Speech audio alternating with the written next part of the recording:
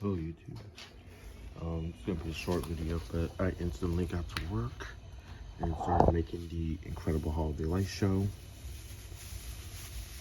My new trees for this year.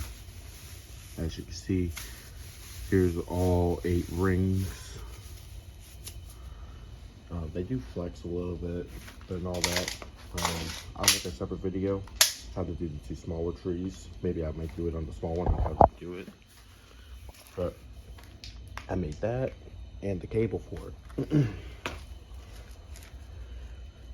Yep, I made the cable that goes into the main control box. You can see everything's there.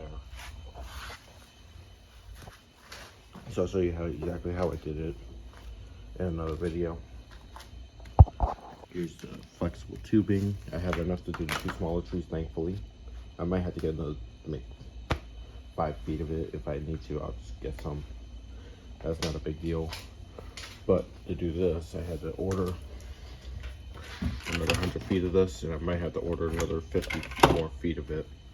Lord knows how much it's going to take to just do this tree alone.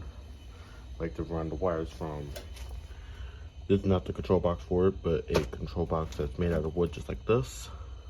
The remote's down there. I might get the measurements and do that.